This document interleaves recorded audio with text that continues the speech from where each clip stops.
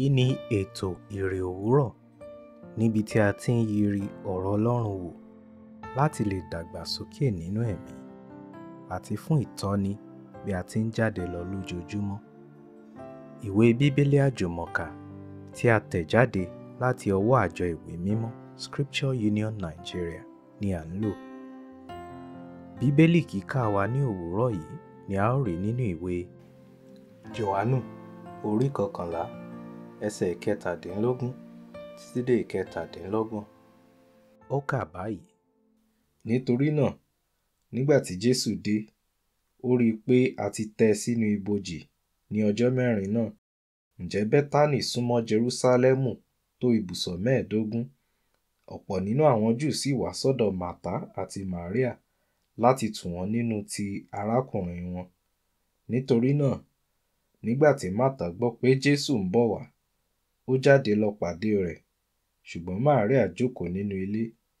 Nígbà náà ni Màtá wí fún Jésù pé, Olúwa, ìbá ṣe pé ìwọ ti wà níhìn yìí, arákùnrin mi kì bá kú. Ṣùgbọ́n nísinsìnyí, mo mọ̀ pé ohunkóhun tí ìwọ bá béèrè lọ́wọ́ Ọlọ́run, Ọlọ́run yóò fi fún ọ. Jésù wí fún un pé, arákùnrin rẹ yóò jíǹde. Màtá wí fún un pé, mo mọ̀ pé yóò jíǹde ní àjíǹde ìkẹyìn. Jésù wí fún un pé, èmi ni àjíǹde àti ìyè. Ẹni tí ó bá gbà mí gbọ́, bí ó tilẹ̀ kú, yóò yè. Ẹnikẹ́ni tí ó ń bẹ láyé tí ó sì gbà mí gbọ́, kì yóò kú láéláé. Ìwọ gba èyí gbọ́? Ó wí fún un pé, bẹ́ẹ̀ ni, Olúwa, èmi gbàgbọ́ pé ìwọ ni Kristi náà, ọmọ Ọlọ́run, ẹni tí ń bọ̀ wá sí ayé. Jésù, àjíǹde àti ìyè. Kí ni ó ti ṣẹlẹ̀ ní ilé Lásárù nígbà tí Jésù dé? Ẹsẹ̀ 17. Ǹjẹ́ ọ̀nà àbáyọ tún wà bí? Kí ni Màtá sọ ní ẹsẹ̀ 22? Ta ni Jésù? Wo ẹsẹ̀ 25 títí dé 26. Ohun tí ẹnì kọ̀ọ̀kan àti ẹbí rẹ̀ mọ Jésù sí ni ó ṣe pàtàkì jùlọ.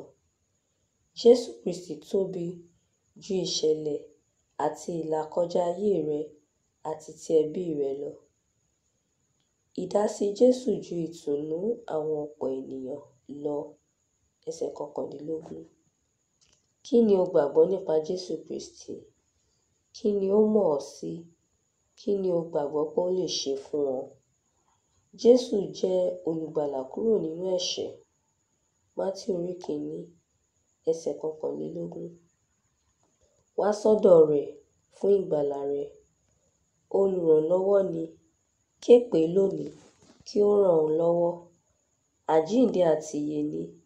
Kò sí ohun tó kú tàbí bàjẹ́ tí kò lè sọ di ààyè bí ó bá bẹ̀rẹ̀ ìdásí àtòkèwá rẹ̀.